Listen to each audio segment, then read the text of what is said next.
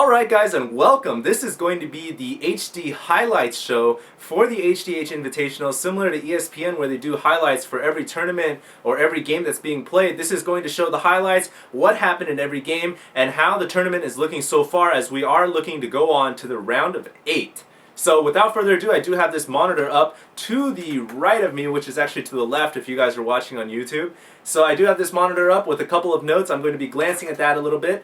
And for the first match, we actually have Orb and Hydra. That is right, this was one of the most anticipated matches in the HDH. You guys can actually find that game here. I'm going to put an annotation, so definitely check that out. First game, we actually saw early pressure from the gateway for Orb, and he tried to pressure Hydra with a couple of Zealots. One Zealot and one Probe on the way, another Chrono Boosted Zealot on the way, so there are going to be two Zealots banging on this front door. This is always a very dicey situation here where the Zealot rush can be extremely effective. I do like how Orb's keeping him up against the wall so he cannot get surrounded, and it's all going to hugely come down to Micro at this moment. This is very common in PvZ where the Zerg does get their early expansion, although unfortunately this poor reinforcement Zealot is away from his friends. This is what I'm talking about, is if you can snipe one Zealot with these Zerglings and you're in great shape. And so here we go, that Zealot does go down. The positioning's still pretty good though, but it does look like Orb is going to lose these Zealots as they are now surrounded. Well, that didn't work out too well. Hydra was able to actually hold his expansion, and then Hydra went for this Hydra build,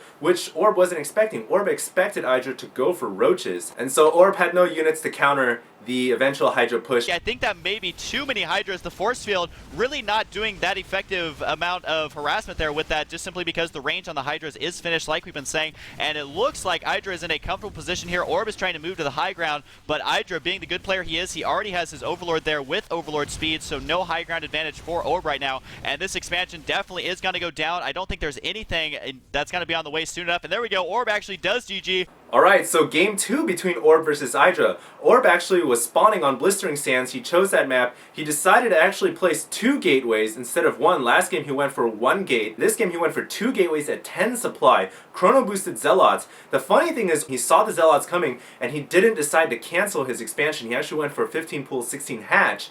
And that actually cost him a lot. But keep in mind that there are two more Zealots marching across the map. The hatchery is starting to get assaulted, and the hatchery is taking lots of damage right now. First couple Zerglings on the way, but I don't know if Hydra's going to be able to hold this. I think it might have been a mistake to just go for this fast expand. I mean, I know Hydra's a macro-oriented player, but this is a double gateway rush thrown down at 10 supply. He might just lose his hatchery.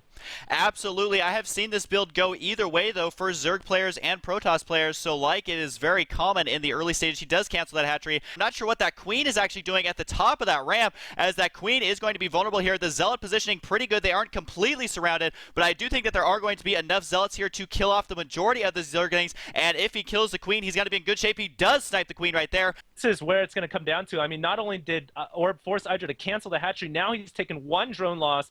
Zealots microing very well here, taking 2 or 3 more drone hits right here. A lot of drones going down for Hydra. Hydra in a lot of trouble. Orb continuing to keep the micro up, so he has to defend this, and he's going to be forced to cancel the hatchery. No! He loses the hatchery. 300 more minerals in the hole. So that was 300 minerals in the bank, just completely gone, and continued to receive pressure the entire game, losing several drones, and there wasn't anything that he could really do to come back in that game. Orb eventually making great use of Stalker Micro. And I do also like how Hydra is running on top of these units. Blink has just finished researching, so it's going to come down to Orb's Micro with the Blink. He is going to blink some down off the cliff to get them out of the range here, and he really needs some Micro his Stalkers, which is exactly what he's doing, blinking them back right when they start getting low, which the Roach AI is not very good, as well as the Roach range, so Blink there making a huge difference in that battle.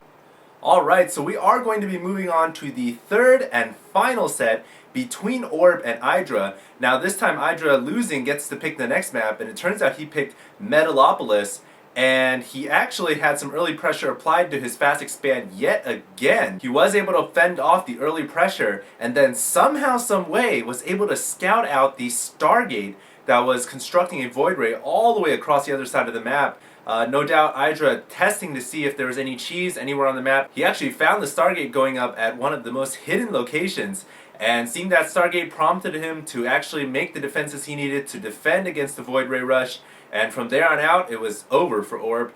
Hydra advancing on to the round of 8. But Orb is actually getting his Stargate.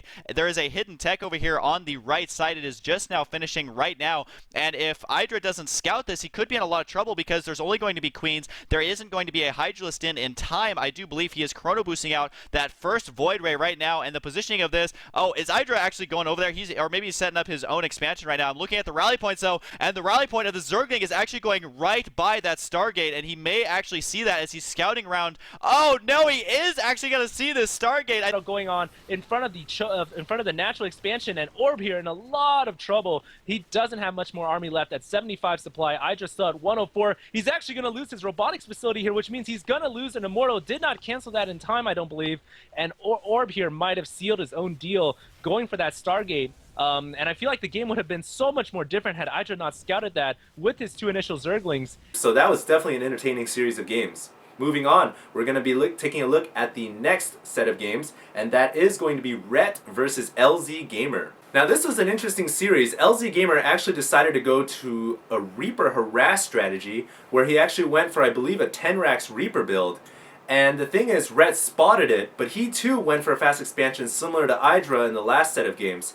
He did not cancel his expansion, and all LZ Gamer had to do was rush with his Reaper, build a bunker right in front of his hatchery, where the hatchery could not see it, and that was all she wrote. Going to come down to whether or not he can see this Reaper and react accordingly. He actually has a drone coming right now. So as soon as he sees this Reaper, this tech lab, he's got to assume it's a Reaper. He's going to see the refinery. So I'd expect him to possibly cancel his fast expansion, try to get some Zerglings. Otherwise, he might be in a lot of trouble. Because what the Terran player can do is they can actually set up a bunker, which is maybe possibly what the this yeah, that's he's setting up. So wow, exactly. And so what you can do, I believe that this is in range. You put the Reaper inside the bunker, and he can actually throw his little grenades. I don't know how. He's got one hell of an arm on it, but it'll be in range of this hatchery. Bringing out his queen, all of his drones, and his Zerglings, a second Reaper coming into the bunker. This could be really bad if he doesn't break this bunker right now. He needs to kill this bunker, absolutely. He's even bringing down his not his roaches, but his drones. But the Reapers do so much damage to all these light units. Just look how quickly these units are dying. The queen is punching it as desperately as she can, but I think there was way too many drones lost. I mean, look, LZ Gamers lost 1 unit, while poor Rhett here yeah, he lost almost 20. So LZ Gamer won the first set. In set number 2, LZ Gamer once again went for fast Reapers. In this game, though, it was on Metalopolis, and Rhett once again spotted it, but this time reacted accordingly. Did not go for the fast expansion, instead went for Speedlings on one base, and he was able to dispatch the Reaper harass very easily, and then continued to just run across the map and then force his way into LZ Gamer's base. I'm sure this time he's going to know what's up. He's probably saving up minerals or gas for that Zergling speed, and he's going to start pumping out masslings, I would imagine. Well, maybe not mass, but enough to deal with a couple initial Reapers.